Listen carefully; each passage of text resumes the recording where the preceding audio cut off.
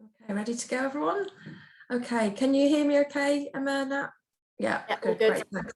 Okay, so welcome to the last day of the last workshop of the day around increasing female participation in football. So thanks everyone for coming. We hope you're energised and not having had too much information overload from today's inspirational speakers. So everyone is well aware of the huge growth of female football in recent years. The FA's Inspiring Positive Change strategy, along with the last Women's World Cup and now the Women's Euros, all contribute to fueling the interest and the explosive growth in demand for female football at all levels. We all aim to harness that inspirational power of a home Women's Euros in 2022 and use it as a catalyst for continued growth in every area. Today we'll be looking at the 3 topics listed. I think we've got the slides up, Ian. Can anyone see the slides? Just waiting for the slides to come up anyway, but Ian's going to put those up for us shortly. We'll be looking at the 3 topics listed. If you can move on to the next one, thanks, Ian. So please do get involved and share your thoughts and questions in the chat throughout. We'll pick up any at the end of each segment, and we really do want to hear from you. So if there's time left at the end, we'll open out to a general discussion and a Q&A, but please feel free to get in touch later with us if you wish.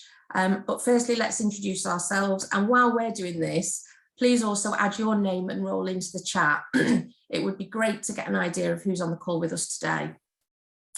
So myself, I'm Amanda Lewis, Football Development Manager for Women and Girls at London FA, and also looking after the East and the South East boroughs.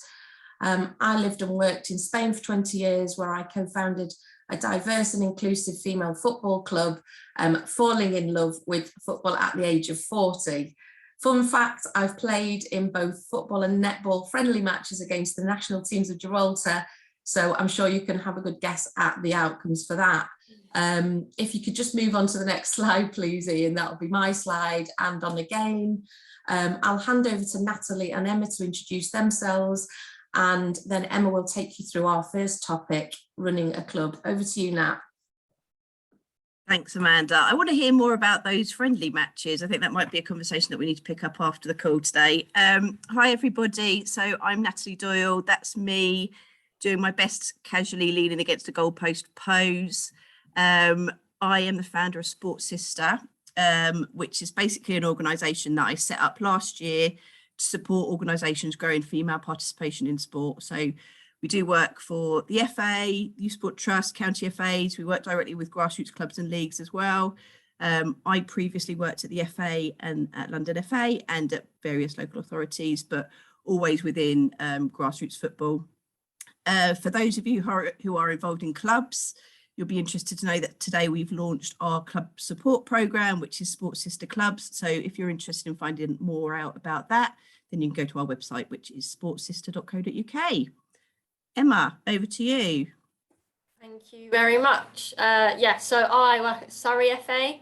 I am a football development officer for women and girls.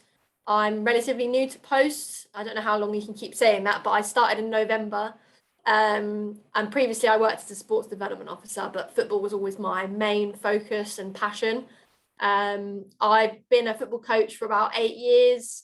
And I started up my own girls club back in 2018, of which I will go on to speak about. But thank you for all of those that are putting in. I can see your comments in the chat about where you are from and your roles in football and sport as well. So thank you for that.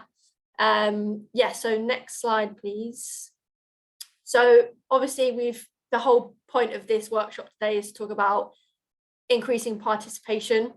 And we've all got a different topic area which we're going to go through and speak about, as Amanda mentioned, but my focus really, and what I can draw from my own experience on, is setting up a club, a female club. So as I mentioned, back in 2018 I created my own club, which is called East Surrey Girls Football Club, and it was basically born out of the idea that I had a group of 10 girls when they were nine years old, and we were at a mixed club, but girls football wasn't a priority. It was like the back burner, and it was really hard work to try and increase participation and get new girls down not because the girls didn't want to play, but the club just weren't interested, essentially.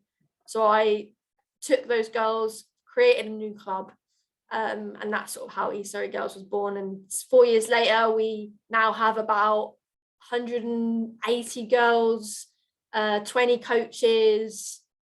It's a big beast basically already, and it's only been 4 years. So I'm basically going to speak about how we got there, and maybe creating a club could be something that you want to look at, and can you steal some of our ideas or borrow some ideas or take inspiration to create something within your communities.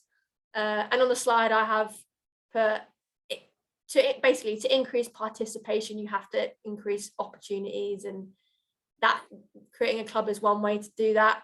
And I never had any experience of creating a club or running a business. Essentially, that's what a club is. Before, I was only like 21 at the time. I completely was winging it, and to be truthful, I'm still winging it even now. So creating something new, you don't need experience in, you don't have to have done it before. If you have a passion for something, you can create something, and your passion is essentially what people will believe in. And that's basically what happened with me, is that I knew what my purpose was, I knew what my why was, I knew I wanted to create something where girls were the main focus, they were the driving force. Everything that we did was to benefit the girls, and also to create an offer that isn't or wasn't just football. It was all the other stuff that comes with it, that it makes women and girls football so special. And I think also having some sort of female role model was also really important in that. Like, that was me, but that can take a different shape. It doesn't have to be a coach or someone sets it up. It can look like completely different things, but having someone to look up to can, and I'm not saying is the only way, but can play a massive part. So my learnings through that experience, one of the biggest things was all about creating an environment that women or girls feel valued and supported.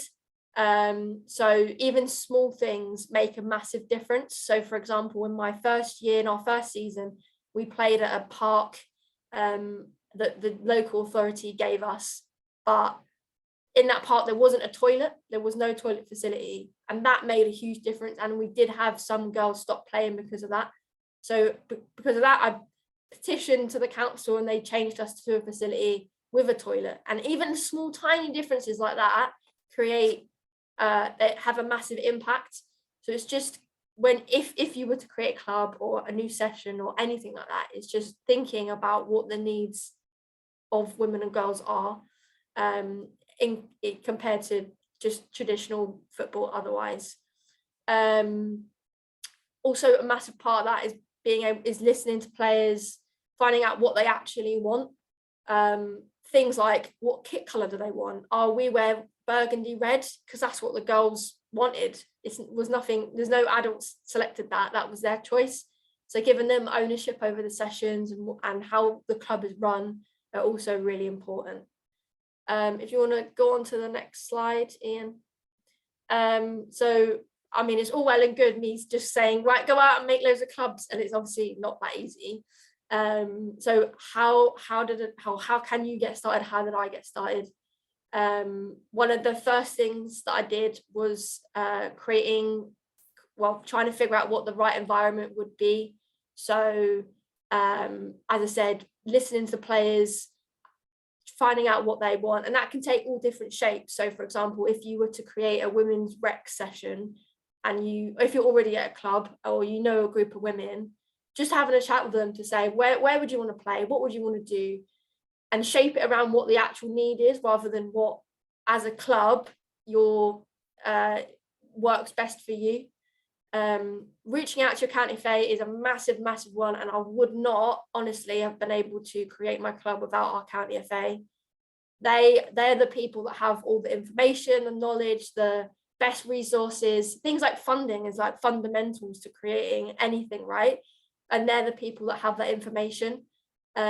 So definitely reach out. And a part of that also can be, you don't have to do it on your own. Reaching out to your county FA, and they can partner you up with other local girls or women's clubs who you can speak to find out how they did it. A part of creating anything is just, you don't have to recreate the wheel. Just speaking to other people, creating partnerships. For example, at our club, we have a sister club who is an adult club, and we do virtually everything together. We're completely different organisations, but we work together in everything we do, and we found each other through the county FA, and it also feeds into that role model piece where, although I'm currently the only female coach in our whole club, actually we create role models by the older players that our girls can look up to, and it's just coming up with creative ways that you can create more role models, because actually finding female coaches is still very difficult, and it's something that everybody unfortunately still struggles with. And the final piece, I guess, is about, well, how do you get players? Where do you start from? And for us, what we did was we just ran a taster session throughout the summer. We ran some free sessions down at a local park, and that we got 50 girls come down some weeks, an unbelievable amount. And for some times people don't know what they want unless you put it in a place that's really visible. You put it right on their doorsteps, then you'll get people come along, and that free aspect, particularly when you're starting out, is really, really helpful. Obviously with sustainability, that's not always the easiest way, but actually if you can go into communities, find out what people want, and then put it right on their doorstep with no or minimal cost, you will hopefully get players come along. And from my own experience, that is exactly what happened essentially. So yeah, if anyone has any questions, please shout. I'm happy to expand more about my journey with my club or my experiences working for a county FA, supporting other clubs as well.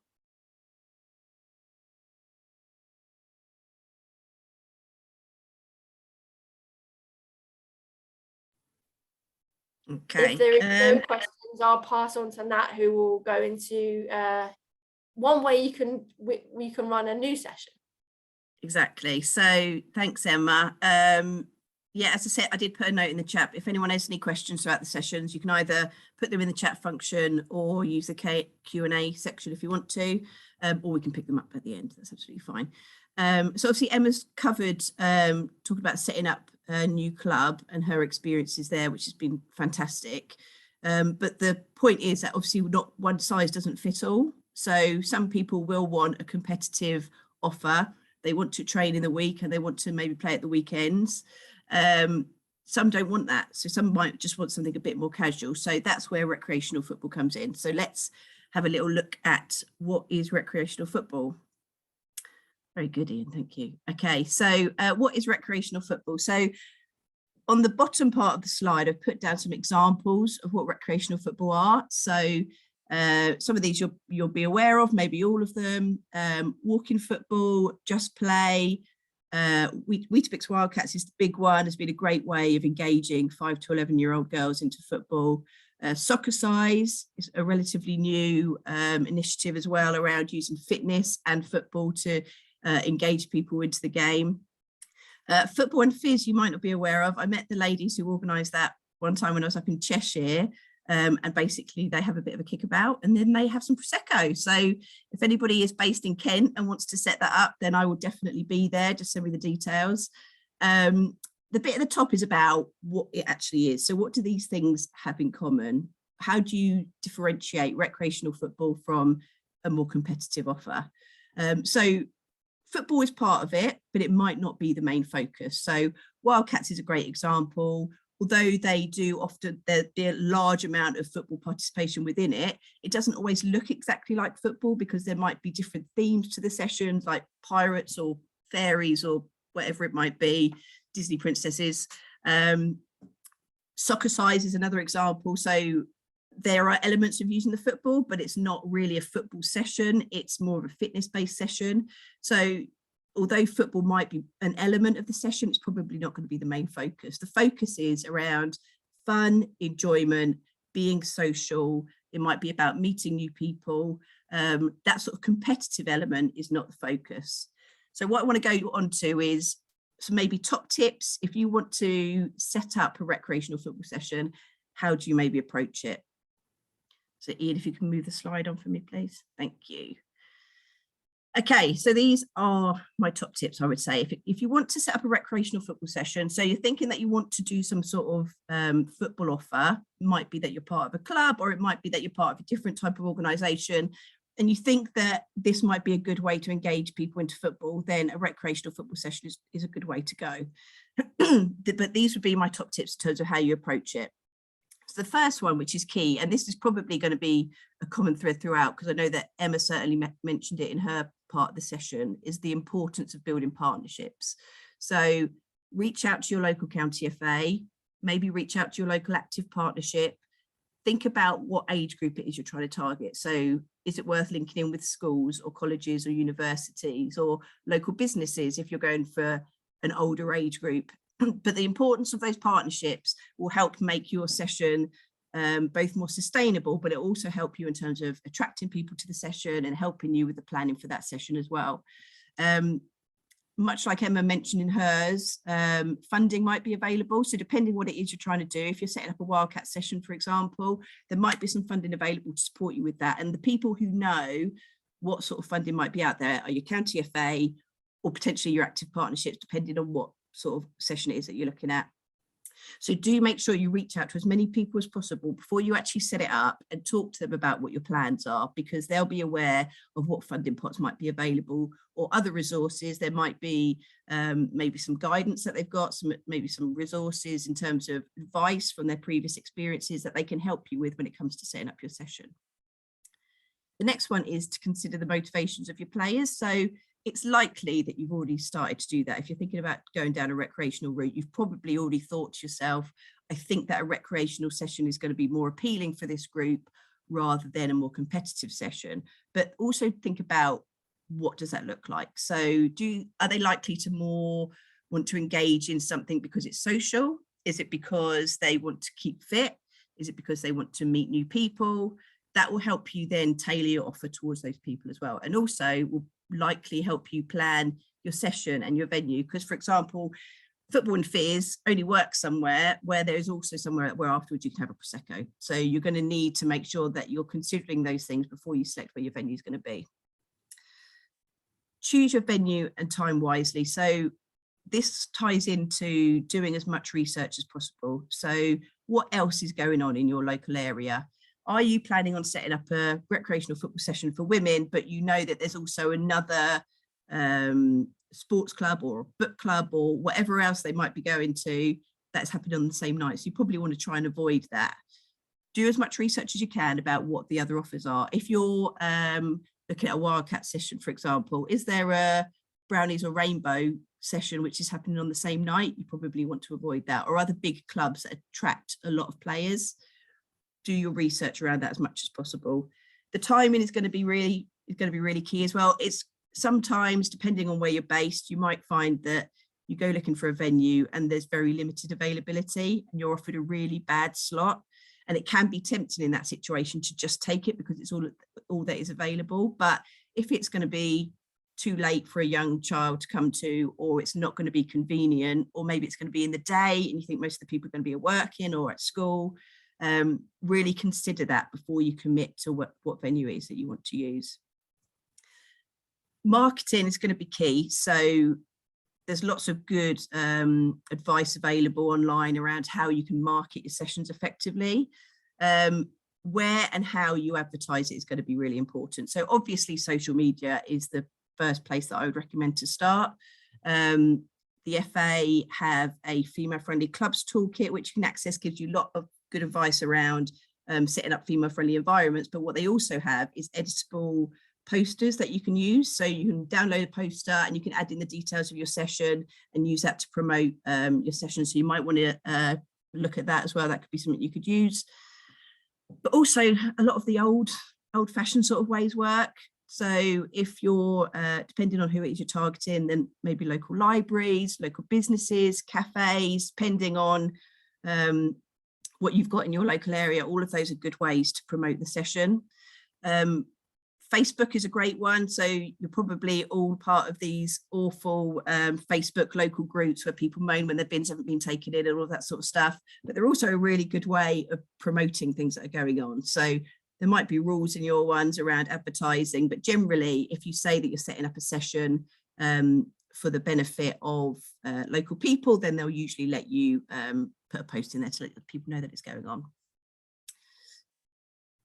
The last one is key, I think, and this is not just specific to recreational football. So any of you who have ever done anything with women or girls football will know that patience is the key. Okay, you might run a session and 2 girls turn up, and then the next week maybe 3 girls turn up, and then the next week 2 of them are on holiday and only 1 girl turns up, and it is a bit of a slow burner. But once you do get the numbers up, it's so rewarding. And I think, especially as you're often relying on word of mouth to spread the word about what it is that you're doing, you need to make sure that you put that time in. So it can be disheartening if you run a few sessions and you're not getting many people turn up, but do persevere with it.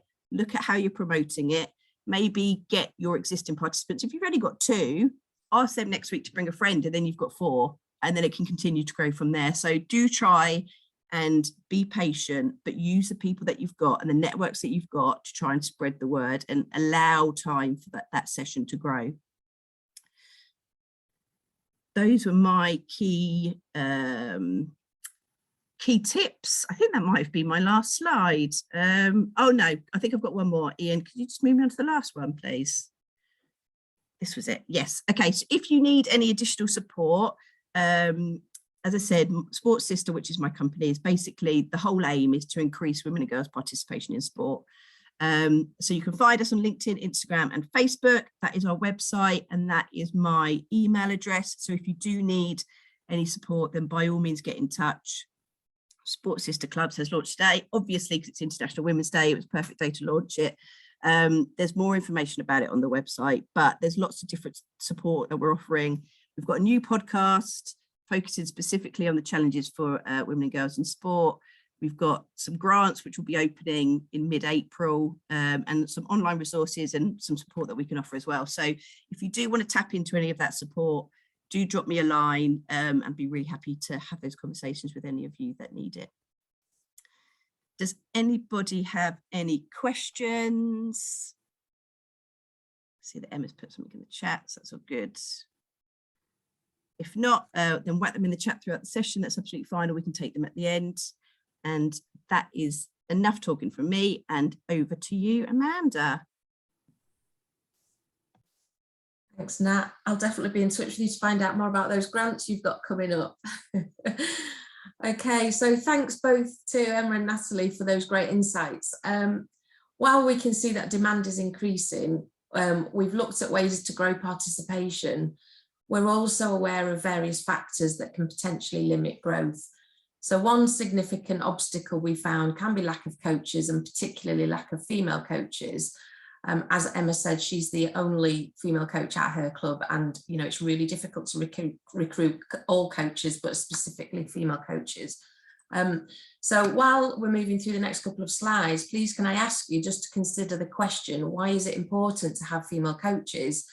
Please do drop any reflections in the chat, and maybe you don't think it's important to have female coaches, so please share your thinking either way. In 2019, London FA, along with neighbouring Middlesex and amateur FAs, wanted to address the shortage of female coaches across the capital to support the rapidly increasing player participation numbers with a ready, willing and able workforce. We wanted to provide an opportunity for females to flourish in a safe and developing coaching environment away from the male-dominated norm, which for some can be intimidating. We also wanted to facilitate female role models and create a more female-friendly environment within club structures. If you could move on to the next one, please, Ian. So what did we do? 100 FC is the female coaching programme that was developed to achieve these aims. And we set out to do the following. Firstly, to recruit and develop 100 female coaches across London each year for 3 years. This was done by way of an open application process, widely promoted across the county website, social media. As everyone's mentioned already, variety of partners and stakeholder organisations are really, really important to ensure representation across all of the applicants. We also encourage clubs to put forward current members, for example, older players and mums, etc., as we feel that these pairings with existing relationships should have an increased chance of success. Secondly, we recruit for placement offers with accredited host clubs and community trusts. So there was a specific focus on organisations with a female offer, both competitive and recreational, or those looking to start new female provision. Host organisations must identify a buddy for a peer and mentor support for the learner coach. And lastly, offer bespoke, female only, level 1 and level 2 courses and potentially UEFA B courses. You'll notice an asterisk here next to courses. I'll come on to that shortly. Alongside the bespoke courses, we also provided additional mentor support and host club CPD, which was continued professional development around how to support and develop new female coaches and create a female-friendly environment. If you can move along, please, Ian. So what? Yeah, now in its third year, the Tri-County FA programme has engaged 288 female coaches, hosted across 160 placements, with 85 level 1 completions and 85 current in-flight learners. The programme has undergone significant change post-COVID and also following the centralisation of courses to FA education. So now it consists of a comprehensive blend of County FA and FA support and resources. So the biggest two changes, the biggest two areas of change have been, firstly, around the new online introduction to coaching football, or the I2CF as it's known, which has replaced the level 1. This is delivered centrally and nationally, and so is not female only. Hence the asterisk in the last slide, as we're no longer able to offer the female only coaching course, which was what the whole programme was based on. Secondly, the second major area of change to the programme has been, we've seen significant investment of resources into women and girls coach education from England Football, which has enabled us to develop an extensive female only CPD programme, which can now complement the new online introduction to coaching football. So what's the programme impact been? Current data for the current season indicates that the current cohort equates to around a quarter of the number of new female teams. So we're doing a fair bit, but we can and need to do more to support and enable our clubs to recruit and qualify female coaches to support the new female teams. If you can move along, please, Ian. So what's next? Partly due to COVID, we're able to continue for a 4th and potentially 5th year. We'll also look to open out the CPD, the mentoring and the community aspects of the programme to all female coaches across London, not just the ones on the funded programme. We're going to offer more CPD for clubs around engaging and recruiting, and for me, this is the most important part. For example, England Football stepping over the sidelines. Some good practice was shared with me recently by Derbyshire FA. They conducted a survey, a member survey, to find out if females at the club, for example, Wildcats mums, had ever been asked to get involved. And if not, would they be interested? Incredibly, the survey results showed that 90% had never been asked. And of those, 60% would consider supporting sessions. Even more interesting, all of those who had been previously asked would consider helping. So basically, if clubs need more coaching support, there's a good chance that 2 out of every 3 mums asked may say yes. Lastly, for the new developments, beyond the current funding model, which is backed by Wembley National Stadium Trust, we're now looking at alternative future funding partners or a move to a self-funding model with a built-in bursary scheme to ensure accessibility, as the current cohort shows a 48% uptake from underrepresented groups, which we must maintain this. If you can move on, please, Ian, to the last slide. So just to sum up with some information and links around how you can get involved. On this slide, I've pulled together some of the resources that are at your disposal, which could be utilised by you to underpin the same type of workforce programme at a local or club level. So here you can see there are links and all of the ways in which you can create a similar sort of small scale 100FC programme within your club or locality. So locally, recruit from your current membership. Think about the survey results. Mums, older players, anybody 14 plus can complete the FA Playmaker, which is free. And it's like it's an introduction to the introduction to coaching football.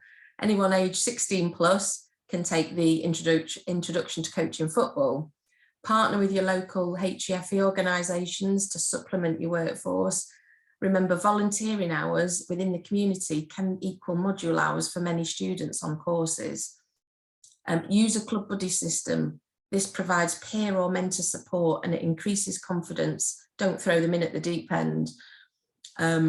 Reach out to your county FA, as both Nat and Emma have mentioned. Speak to your women and girls and your coach education teams. Many county FAs will have access to the same FA women and girls coach mentor support resources across the, nationally. If you're London based, sign up to the 100 FC programme. The links are in the slides, which hopefully will be shared around later. Investigate your local authority and other funding schemes. Find out if your local authority has got a women and girls agenda or funding pots around funding level ones in any sport for 16 to 24-year-olds. Some of my local authorities do have that, and it can be a level one in any sport. So there's funding available in some of your local councils.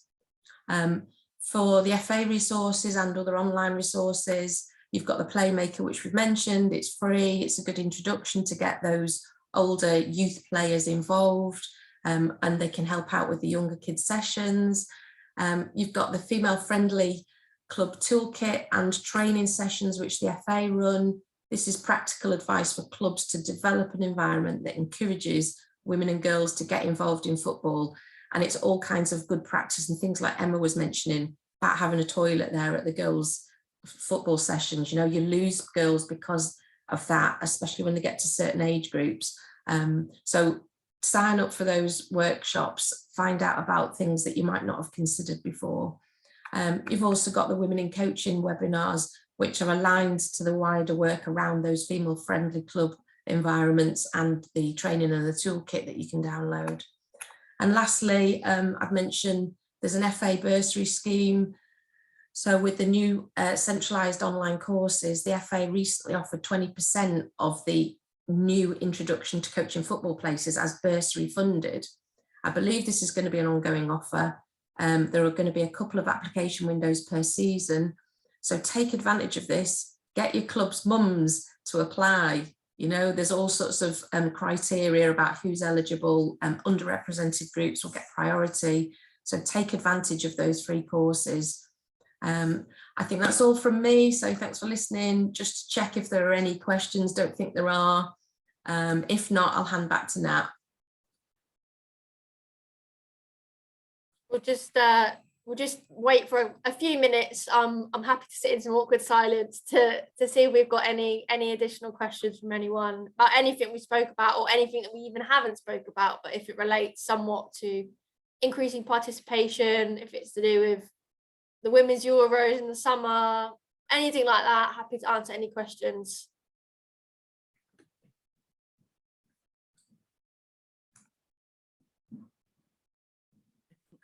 Done. If you do think of any questions after the session, or if you're watching the recording afterwards, then obviously you can, I'm sure Emma and Amanda would also agree that they're happy for you to reach out if you want any further support. So you're more than welcome to do that. I've provided my contact details, and obviously Emma and Amanda are available if you are based in Surrey and London. So I think we are on 1 minute to 5. Which means we're giving everyone 1 minute back of their day. Thank you very much for attending the session. A happy International Women's Day to you all, and enjoy your evenings. Thank you very much. Thanks all.